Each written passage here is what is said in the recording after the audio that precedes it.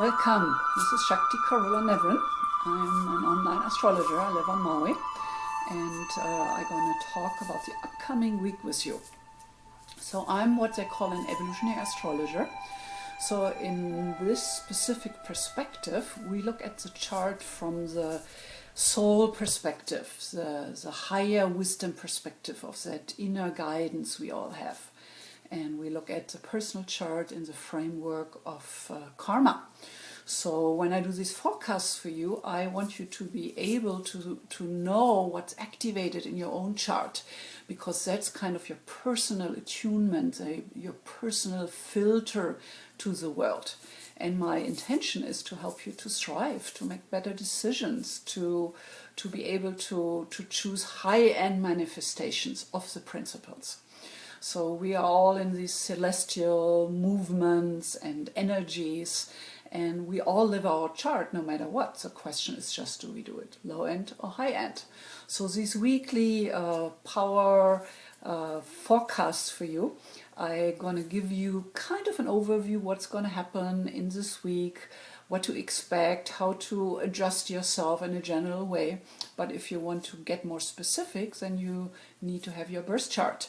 And over time, I'm going to teach you how you can correlate back. And for example, we have the new moon coming up, and it's in Sagittarius. So the sun is stepping into Sagittarius this week. There is already Saturn and Mercury waiting. So if you have any planets, for example, in Sagittarius, all those planets going into the sign where you already have planets, that's what we call transits, and they're going to activate what potential you carry in your own chart.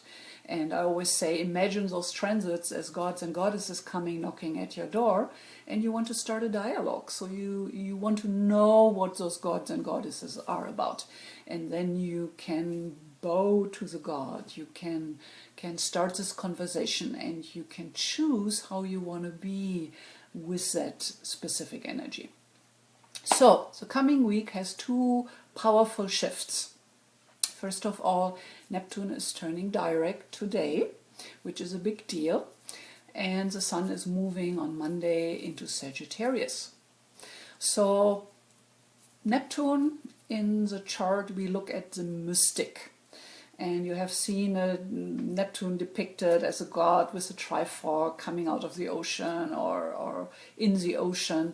So Neptune we associate with ruling the ocean. And the ocean as this biggest body of water. I mean, most of the earth is water. So Neptune rules all that, and symbolically stands for all that is, the divine, the all-encompassing, luminescent awareness. So we could call it God, we could call it the divine, we could call it all that is, oneness, morphogenetic field. So in all cultures there is a word for all that is. And with Neptune, first of all, in its own sign of Pisces, now turning direct today, it's kind of very strong emphasizing that flow of Neptune, connecting us with the ocean consciousness, with that more spiritual, higher perspective becoming available more than before. So the low end of the time when Neptune is going through its own sign is that we will see much more ways of distracting ourselves, escaping into our gadgets and screens and bombarding our consciousness with something to take our own awareness of our personal circumstances. And with the election and everything and all the upsets happening, there's a lot we have to deal with in our personal life, and a lot of fears were brought up. I heard from some therapist friends of mine that all they did last week was working with people and their fears and trauma being activated, and that's huge. So not only therapists who work with grown-ups but also with children. A friend of mine, her daughter came down the morning after the election with packed suitcases and said, let's move to Switzerland. I mean, it's like we have to find a way how to monitor our own emotions and how to find ways to balance. If you have been following me for a while, you know that I'm an astrologer, so I do individual work with people, help you to understand your own potentials and challenges in the framework of karma. I'm also a teacher for astrology, so I teach evolutionary astrology with the Master Astrology Academy. I'm going to put the link down there if you're interested in learning evolutionary astrology, learning how to read a chart, learning about all the signs, the planets, the aspects, and so on. So, but I'm also an expert in gemstones and how we can use gemstones as energy medicine. We can relate those principles back to astrology. That's why I've created the gemstone profile, where I actually give you the descriptions of your main healing stones you then can use to balance. So at the end of the video I'm going to talk about the stones which are really nice stones for you to help you in this process of balancing and in that process of connecting with the ocean consciousness, to connect with that higher wisdom perspective. And I do believe this is something we all need to do and want to do on an individual base. Okay, so if you have been following me for a while, you know that I'm not a fortune teller. I don't believe the future is set in stone, but I do believe there's certain energies and frequencies and underlying universal forces we give the planetary names, and we have to deal with those. Energy doesn't just disappear. The only choice we have, do we manifest it on the lower end side of things or on the high end side of things? So that choice is utterly dependent on our state of consciousness. So our state of consciousness is the key, and that's why after 40 years I'm still so excited and passionate about astrology. So part of my intention with these forecasts is to pass the buck, to give you an idea really what astrology can do for you, and also to want to give you an opportunity to check me out and my frequency, and if I might be somebody who can be helpful for you in your individual life. So if you are not on my newsletter list, you might want to sign up, because then I can keep you in the loop with all the forecast videos. So I will always send those to you so you can listen to them in your own leisure. But of course, if you join me live, like Diane is doing right now, then it's more like a dialogue, so you can ask your questions, and for me it's really nice to have somebody I'm actually talking to. So don't forget to like my videos and to leave me your comments or questions, and I promise, even if you listen to the video later, that I will always get back to you, and it nurtures my soul to know that there's somebody out there who appreciates my work and uses it. Okay, if you sign up for my newsletter, you will get a chart, your personal birth chart. So this is then how you can relate back the information I give you on the forecast. So these are where the planets are then right now in the moment. So, and then how they interact with your personal chart. That's what you can do when you have your birth chart. And I'm going to teach you a little more over time about the different symbols of the signs and planets. So in my perspective, astrology really is a wisdom path, is a spiritual journey of self-awareness, of inquiry, of having that attention point, of watching yourself. And over time you will be developing the witness function, which is so important to have that perspective of watching and being aware what's happening inside of your emotional body and inside of your mental body. So if we have that awareness, then we have choices, and then we have everything available for us to make informed choices, and therefore we can strive and bring things to a higher expression in our life. So this week we are invited to step into our own wisdom perspective. First of all, with the Sun moving into Sagittarius, which is by definition the one who's looking for the philosophy, the wisdom perspective, the religious perspective. So Sagittarius is a seeker in the zodiac. So here we want to understand the underlying forces of the universe and how we are impacted by them. So, but then the Neptune, we call the mystic, the Neptune who rules the ocean consciousness, all that is, invites us to have really our own individual set point and connection to the divine. So for me, the difference between Pisces, ruled by Neptune, Sagittarius, ruled by Jupiter, is in a nutshell that Jupiter in Sagittarius wants to understand, wants to discuss different philosophies and perspectives and study things. So we could say it's a discussion group about life and God and all that is. While Neptune is really the one who sits on the mountaintop, who meditates, who tunes in, sitting in the cave, having a certain practice to touch into the ocean consciousness.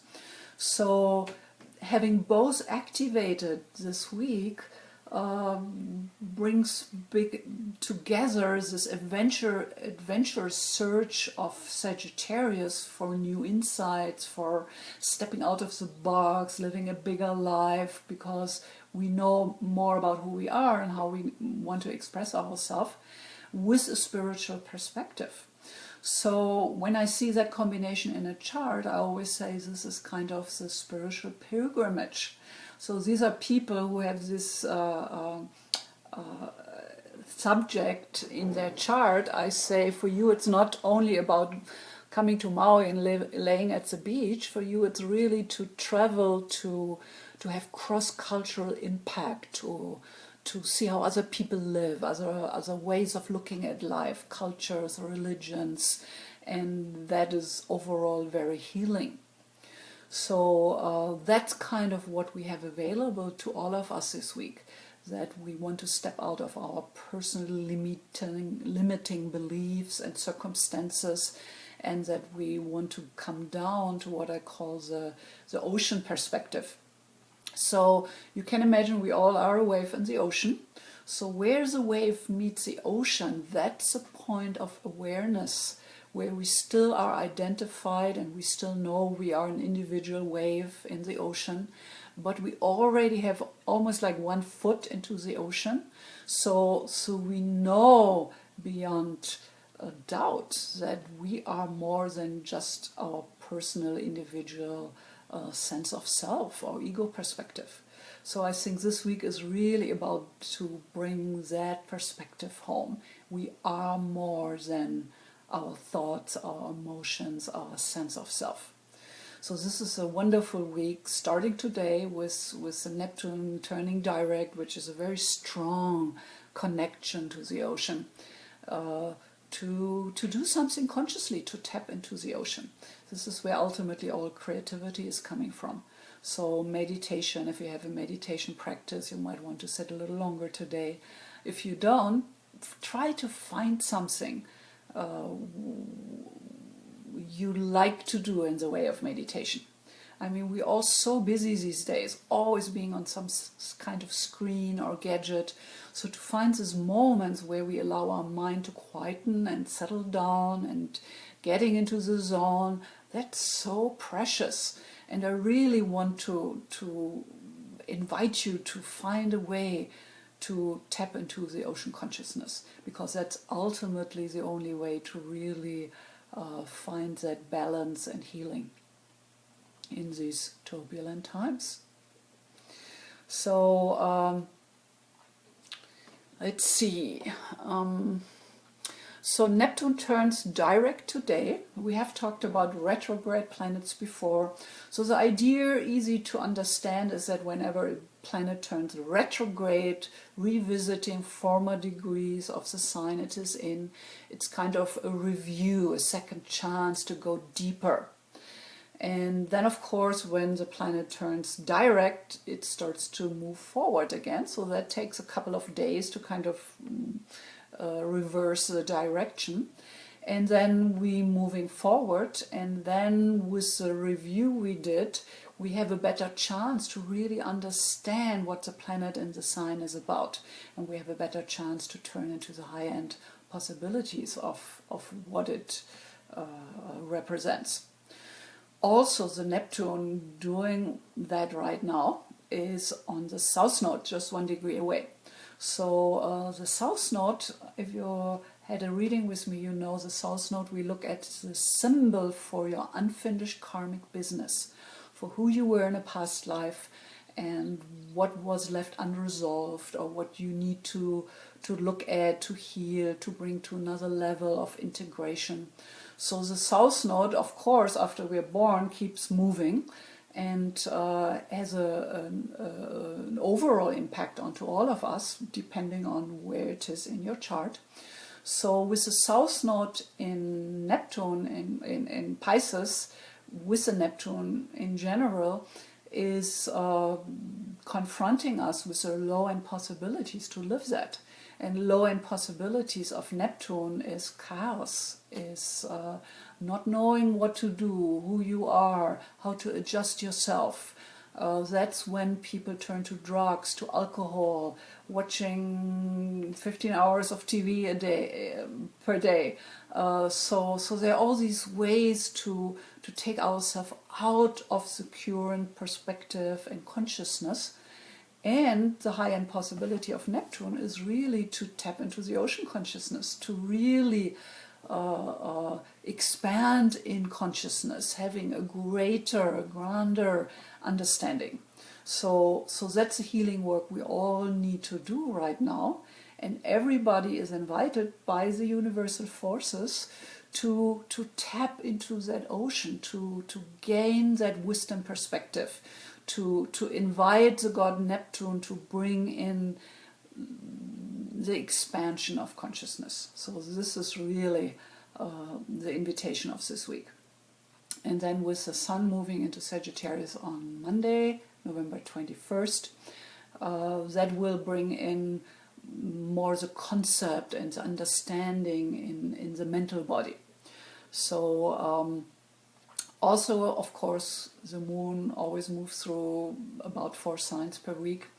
So the moon enters Virgo on Monday, so right now it's still in Leo. Then it goes into Libra and Scorpio throughout the week. So Libra and Scorpio are relationship signs, and Virgo is a sign of service and how we adjust in a practical way with circumstances. So yes, the moon is only 2 days in a sign, about 2 days, but nevertheless, the moment it is in that sign, we feel emotionally very connected and impacted by what that sign represents, and depending how it hits our personal chart, something is going to be in the forefront. So by developing that witness perspective, on one hand, I believe we learn not to take things too personal, but to really look at things from a wisdom perspective, from a higher perspective, and holding that in that container. And whenever we have the witness activated, that's definitely a wisdom perspective. It doesn't get better than that. Okay, so let's go through the days. So today we already said the moon is still in Leo, Neptune is turning direct. Sunday, it's a quiet day astrologically, but of course the Neptune turning direct is still in the forefront.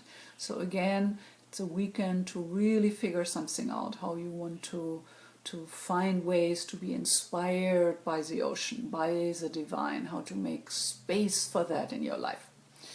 And then Monday, moon enters Virgo at 1:34 a.m. Pacific Standard Time, and sun steps into Sagittarius. So 2 symbols, sun symbolizing our consciousness, moon symbolizing our emotional set point and filter, they both shift sign on Monday.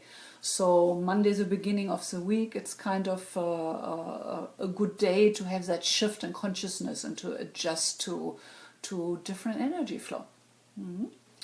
Tuesday is the 22nd, Moon square to Saturn and Moon square to Mercury. So that's a day where we might be on the brink of being more impacted by the fears around us. As I mentioned in the beginning, that's really something we have to deal with individually, because not only our own personal fears are agitated and stimulated, but also we are part of the ocean as a wave. So we get all the fears and frequencies from the collective. So therefore, it's a very powerful thing if we learn to meditate and feed back a higher frequency into the morphogenetic field. Okay, Wednesday, Moon enters Libra at 11:42 a.m. Pacific Standard Time. So Libra and the following sign Scorpio, they're both very relationship oriented.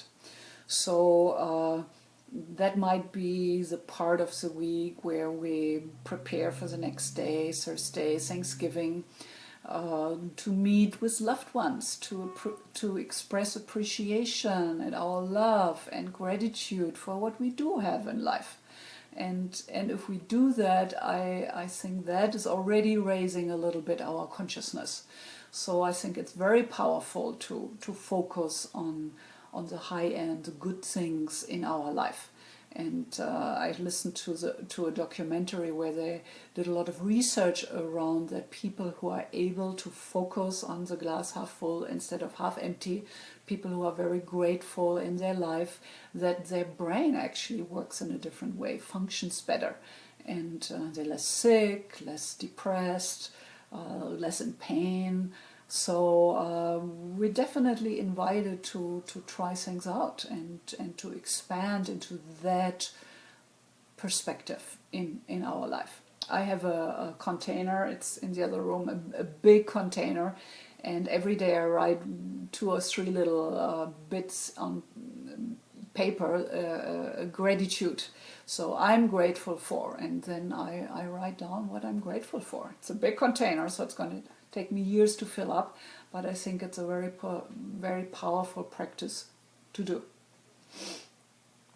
Okay, so Thanksgiving, Moon squares Venus Pluto earlier in the day, so that might carry some tension and friction. Part might be connected with all the preparations going on. And then in the evening, Moon conjuncts Jupiter, and Jupiter is the god of abundance, the god of that gregarious king of the Roman gods. So that works really well with Thanksgiving, because it's really celebrating our abundance and being with our friends and family. So I'm going to be here on our Thanksgiving party on the island. We have been doing since I'm here over 20 years. So it's a wonderful thing, and some of the people we only see once a year on that party. So it's a big party, like 80 people or so, and I might know 40 or 50. So Jupiter is carrying that bigness, that connecting with what's wonderful in our life and expressing our gratitude for our community, for our friends, for our family. So that's Thursday. And Friday, Venus conjuncts Pluto and Jupiter in Capricorn. Venus, the goddess of love, comes together holding hands, kissing. Pluto, the god of the underworld. So you might know the story of Inanna, who was abducted by the god Pluto and taken into the underworld. So it kind of reminds me a little bit of that. So Venus connecting us with the heart, with our longing for intimacy and true connection. And Pluto is the god of the underworld, who really rules our unconscious dimensions and also the riches of the underworld. So that could be either a day where some truth needs to be explored and maybe spoken in your relationship, or that you just become much more aware of really what your heart needs. And I mean, the whole relationship field is such a powerful way to learn and grow, because all the wounds we're carrying from past lives and early childhood and connection with the parents and what they didn't do right. So I think we all have a lot of things we need to become aware of and heal. So that's a day where we might get a glimpse of that, and the environment in which that's happening is usually the relationship. The relationship brings into our face our wounds, and I think that's really the big invitation of a relationship, that you feel safe enough to be vulnerable and to really expose those vulnerabilities and the gentle heart we all have. So that's the Friday. And then Saturday, the 26th, the moon enters Scorpio, which kind of connects with the energy of the day before, the Venus conjunction to Pluto. So I would say end of the week there is again quite some intensity and asking those deeper questions. Gemstones of the week. So in these days I always look for gemstones for you which help you with that emotional balance. And we have talked about the moonstone, which is a wonderful stone to reach into that emotional field and balance. And moonstone is moon and Neptune, so it's still a good stone for this week. The rose quartz, a beautiful gemstone for the heart, the stone for self-love. The Herkimer diamond, I'm a big fan of the Herkimer diamond. It's a gemstone which crystallizes into this polarity of the two ends, the double terminated crystal as we call it. So again, when we have something what helps us balancing plus and minus in the polarity, in the polar world we're living in, that's helpful. But also as another stone I want to give you today, or talk a little bit about the amber. This is an amber necklace. This is another amber necklace. So you can see they come in all these golden colors. So amber is really the stone which connects us with our solar plexus and our own sense of self and shining and energy and life force, and it's an antidote for depression and fears. So that's why I think it's a wonderful gemstone. They're very cheap to get as simple necklaces or even rough pieces. So you can work with gemstones by wearing them in your energy field, and they will impact your frequency. So you can test that immediately by having somebody test you with how's it called, the muscle testing, kinesiology. So that way you can, even with a tiny little stone, you bring it into your energy field and you can see if it weakens you or if it strengthens you. So that's a very nice, fast way to check out a stone and if it's beneficial for you or not. So then you can wear those gemstones as jewelry in your field, or you can use them for meditation. Some gemstones are nice to sleep with. Maybe not amber because it has a lot of sun energy, so it might not let you go to sleep, but rose quartz or Herkimer diamond is a wonderful stone to either, if you have several stones, you can put them under your mattress, or if it's a smaller stone, you just put it under your pillow. And then of course meditation. So you can always actually find out a lot about the quality of a gemstone by laying down and putting it on your third eye and really connecting with the qualities of the gemstones, and you will get information what it can do for you. Or you can put gemstone anywhere on your chakras, on your body. So you might have seen those pictures. Maybe I upload one for you where you lay down and you have different gemstones on your body like a big mandala.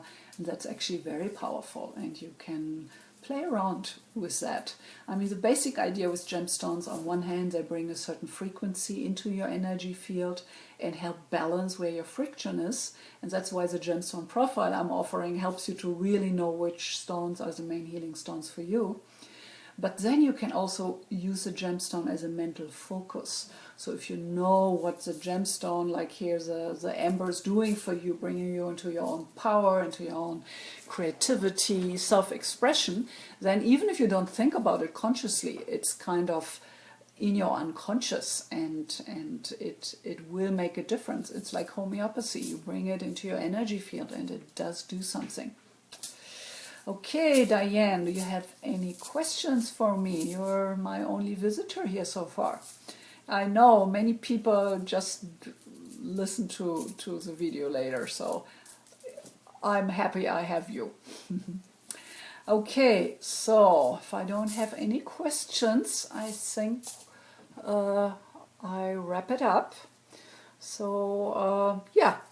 Make sure you like the video, leave me some comments, give me your questions, and on the Monday after the coming week we have a new moon coming up, so I did another new moon video for that if you want to get prepared. So if you sign up for my newsletter, I always keep you in the loop with which forecasts are ready and waiting for you. Okay, my dears, namaste, aloha as we say here on Maui, and I hope I see you soon.